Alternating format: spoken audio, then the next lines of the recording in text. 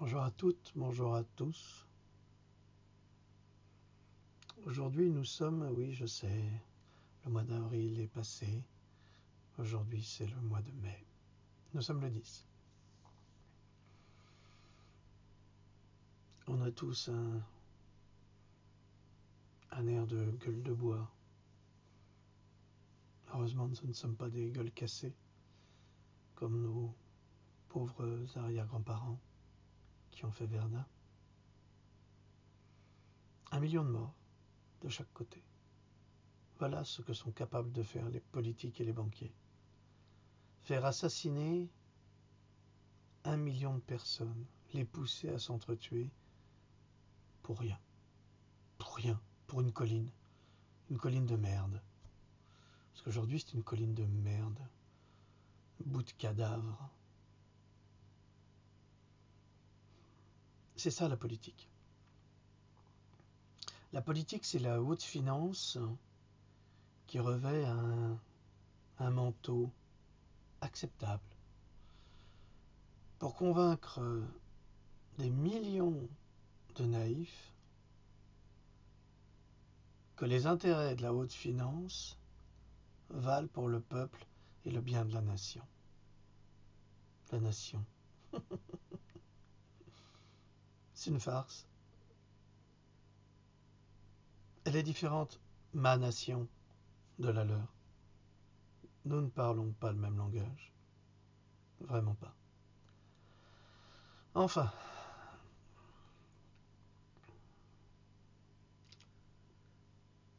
nous ne sommes pas passés à côté de quelque chose. Il s'est passé exactement ce qui avait été prévu.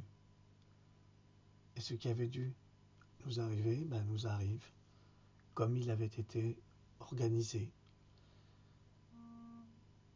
par ces personnes qui ont des mains au bout des fils et qui dirigent cette société.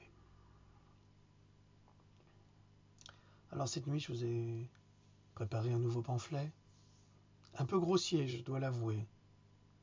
Mais ça fait partie du français, cette grossièreté. Dans la chanson paillarde, on la retrouve. Elle est aussi dans notre culture.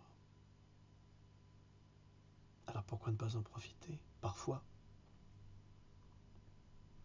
Allez, c'est parti. Aujourd'hui, c'est la destruction.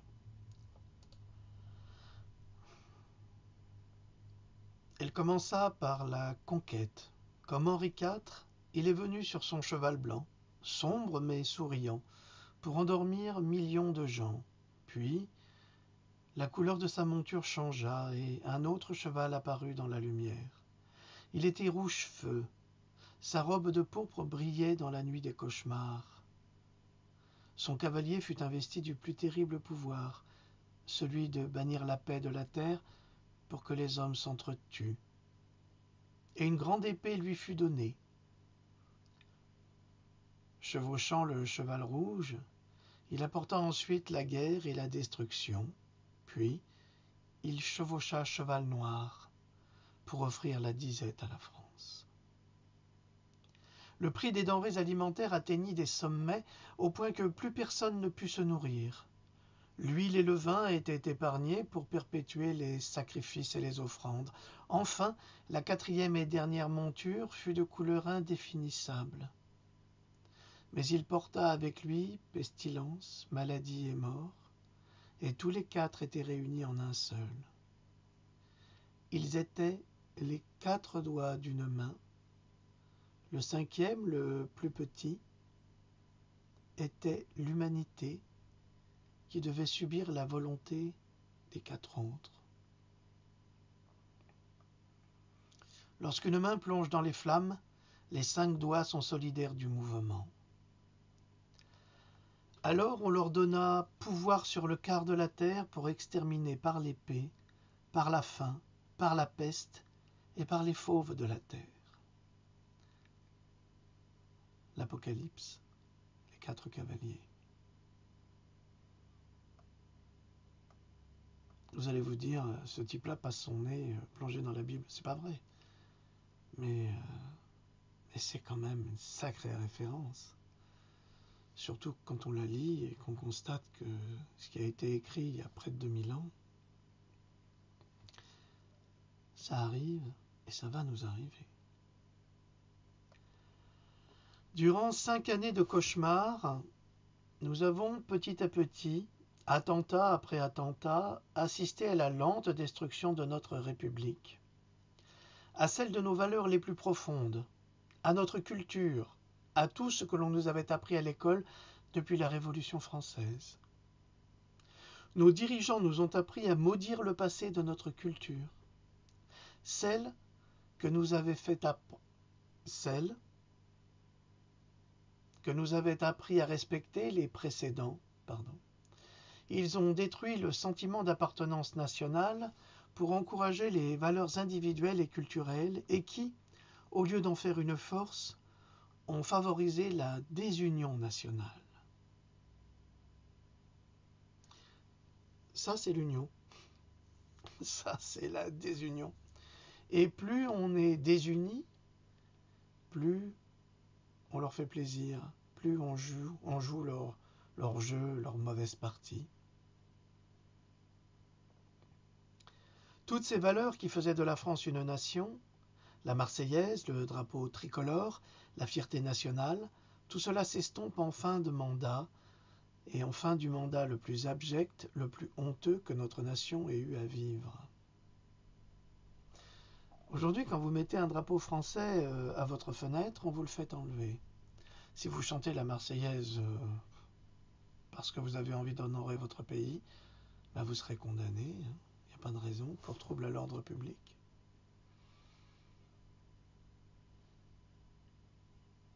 Aux États-Unis, si vous montez le drapeau à l'envers, vous êtes condamné. Prison.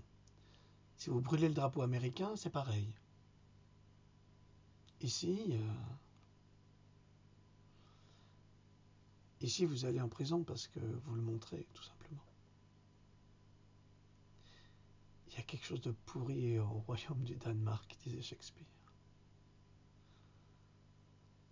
Enfin, Macbeth. Aujourd'hui, le fils prodigue, le remplaçant, choisi depuis 5 ans, pour succéder à la traîtrise nationale, est élu en grande pompe et sans la moindre surprise dans les conditions les plus sordides pour la démocratie. Chacun peut en convenir. Le PS, pour ceux qui y croient encore, a détruit la gauche. Il a baissé sa culotte en trahissant ses électeurs pour les mener directement dans le giron de l'extrême droite, la nouvelle gauche de Macron. Mais, Élie le corbeau, il te crèvera les yeux. Et le jeune président fait déjà saigner les miens. Le gros président, diable manipulateur, a fait détester son gouvernement et ses ministres qui sentent le sapin. Et ouvrez les guillemets, et lui fout droit dans le cul la digue du cul, la digue du cul. Non, c'est pas le diable, mais un baudard poilu, la digue, la digue. C'est une vieille chanson de notre patrimoine. À genoux à compter les billets, pendant que le chamelier, le fourre, après avoir bu l'urine de sa chamelle, l'autre belle, mais, Paris, mais. Et le Qatari de lui répondre en enfonçant ses couilles de baron des déserts maudits, qui suintent ce foutre noir qui détruit nos vies. Mais, y a pas de mais. Yallah. Hollande a nationalisé la corruption, lui qui prétendait le contraire. Il a violé la République, le pantalon de mauvaise coupe sur les chevilles. Il paraît que c'était une fille. Peu importe, c'est la soumission à l'ordre. Pour ne respecter aucun de ses engagements qu'il fit au peuple, sa compromission fut totale envers et contre tout, aux loges qui l'ont soutenu. Que l'on ne vienne pas me parler des bonnes personnes qui s'y trouvent, car si elles étaient si bonnes, elles ne s'y trouveraient pas. Et suis-je, moi, dans une de ces loges? Non. Le président damné s'est fait haïr lui-même pour parvenir à la destruction du pays. Et pendant que les Français voyaient en lui un imbécile, lui, il agissait subrepticement tel l'odieux serpent tentateur pour empoisonner la conscience du peuple de gauche, qui ne s'est pas méfié comme Adam, qui croqua la pomme à pleines dents. Combien de fois ai-je alerté, ai-je mis en garde, ai-je prévenu que ce fourbe était moins flambi qu'il n'y paraissait?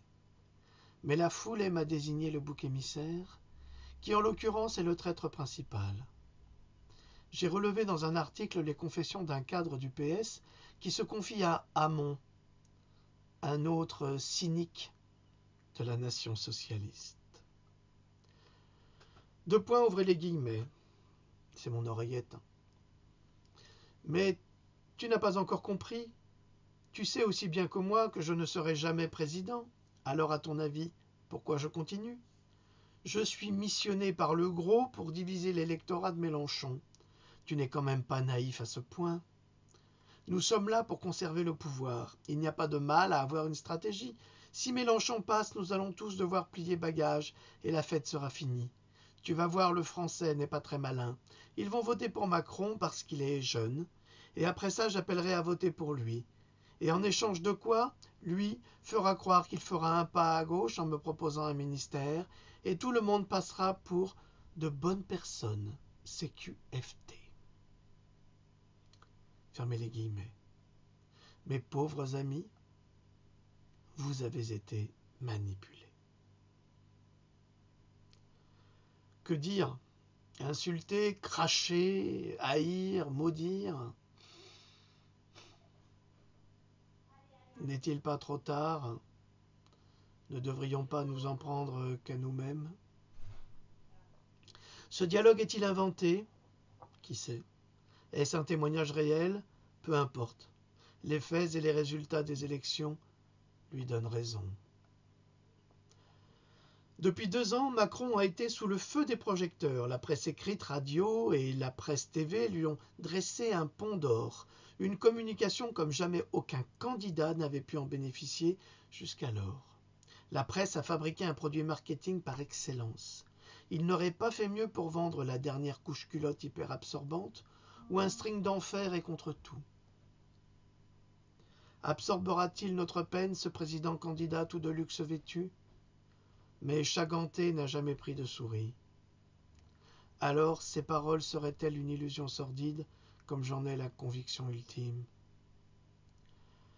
Emmanuel Macron, un parfait inconnu, l'enfant de Pétain avec sa France en marche, le nazi en couche-culotte, le béotien, le destructeur de culture et de rêves, oui, le shape-shifter, comme Justin Bieber à Perth, en Australie. Successeur d'un traître de Hollande, élu pour continuer le travail de destruction de notre pays, de notre nation. Car les deux vont travailler ensemble, comme des parties de génie tal. Ils vont de pair, et il vaut toujours mieux les avoir devant que derrière.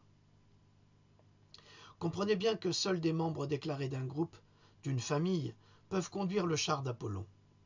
Le Kidam ne peut et ne le pourra jamais. C'est pour cette raison qu'ils sont tout autour de la planète en relation. Comment expliquons-nous cette accointance entre Macron et Obama ? Hollande est le cousin éloigné de Hillary Clinton, l'inspectrice de la destruction organisée en Syrie, et son père était au FN. Le socialiste. Ah mon Dieu. Ils nous manipulent. Et nous, on est dans leurs mains, là. On passe d'une main à l'autre. C'est merveilleux, la politique. La fourberie. Vous avez détesté la dit peu, vous adorez Gringalet.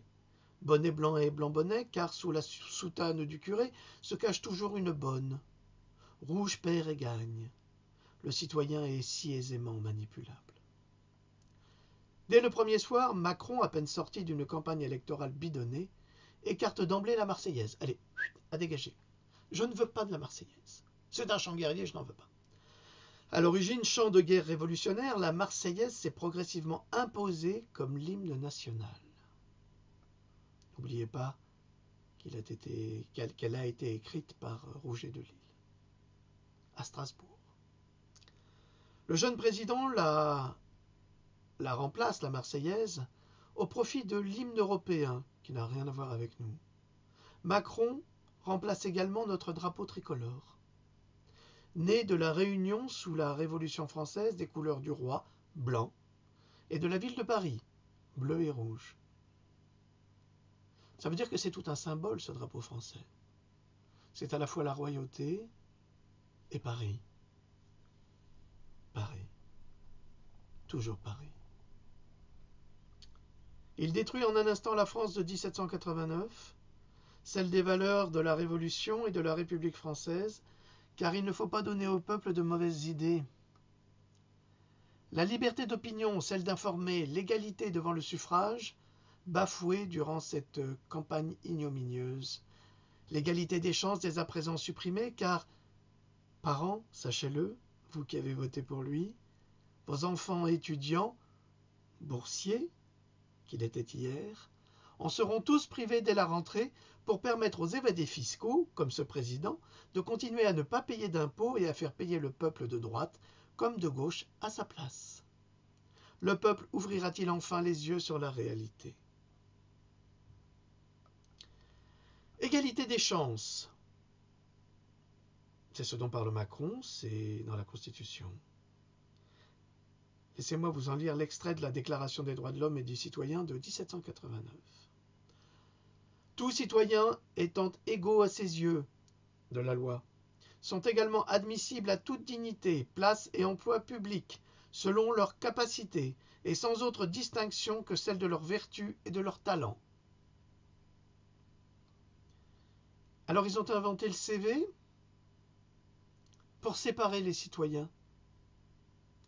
Et ensuite ils ont exigé « Avez-vous fait telle école ?» pour pouvoir postuler. Mais quand on est fils de président, comme le fils Sarkozy, on l'aurait bien mis directeur à l'EHPAD à Paris sans le moindre diplôme, à peine un baccalauréat dans sa poche. C'est ça la République en France, c'est la République de la corruption. Ce qui est valable pour l'un ne l'est pas pour l'autre. Pourtant, il est bien écrit dans cette déclaration que nous sommes tous égaux en droit devant la loi. Mais c'est faux. C'est faux parce que ces enfants de Pétain ont trahi la République. Et ils se moquent de nous comme ils se moquent d'elle. Parce qu'ils ont le pouvoir, le nouveau pouvoir qui est celui de l'argent.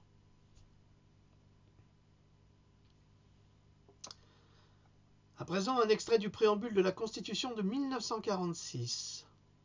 Chacun a le devoir de travailler et le droit d'obtenir un emploi. Chacun a le devoir de travailler et le droit d'obtenir un emploi. C'est un droit. Nul ne peut être lésé. Ouh, ça fait mal. Nul ne peut être lésé dans son travail ou son emploi en raison de ses origines, de ses opinions, de ses croyances.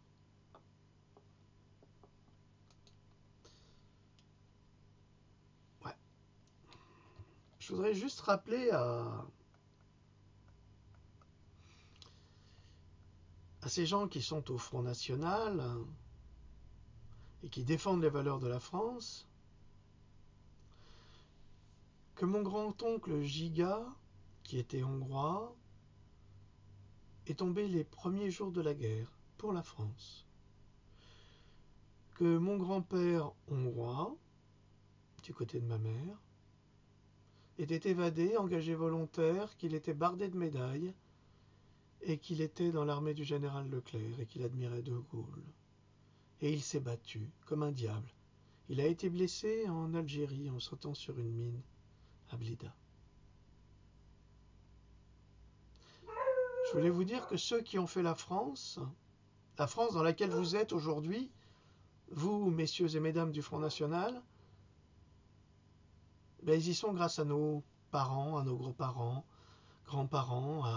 aux tirailleurs sénégalais, aux tabors marocains, à tous ces sales étrangers qui ont fait de la France ce qu'elle est aujourd'hui.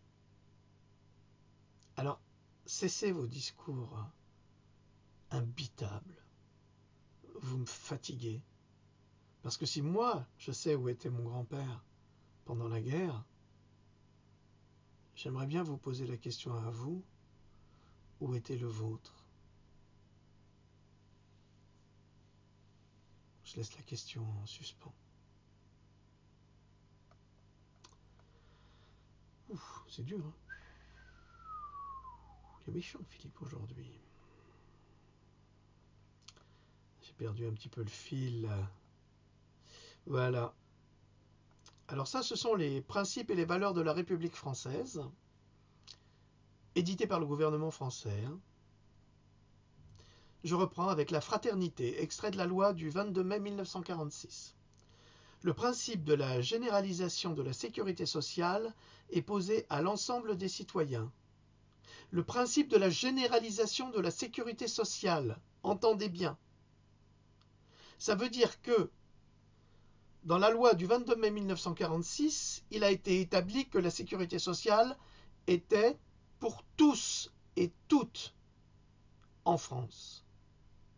Or, le gouvernement Macron, la sécurité sociale, il va en faire une peau de chagrin et il va la réduire pour tout le monde.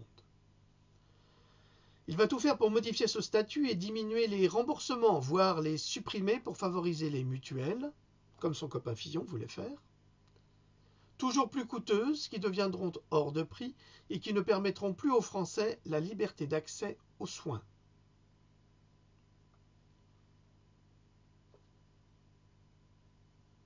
La famille. On continue.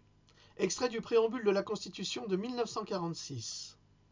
La nation assure à l'individu et à la famille les conditions nécessaires à leur développement. Il y a de plus en plus de familles à la rue.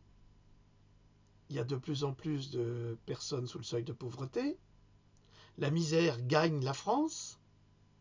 Mais on élit un millionnaire qui planque son argent dans les Caraïbes pour ne pas payer d'impôts, qui est soutenu par Juncker, qui a favorisé l'évasion fiscale de plus de 340 entreprises françaises. Mais attendez, les gars, on est en France, il y a des lois, vous ne les respectez pas, et vous, citoyens, vous votez pour ces gens-là? Mais un petit peu, réveillez-vous. Maintenant c'est trop tard, on l'a dans l'os pour 5 ans. Ce qui, sous la France de Macron, sera bafoué à nouveau, car le peuple, aidé par les banquiers, la haute finance, les patrons de presse, l'oligarchie, ont donné le pouvoir à un gestionnaire, mais pas à un homme d'État. On s'arrêtera là. La fin est abrupte, j'en conviens, mais tout est dit et plus encore.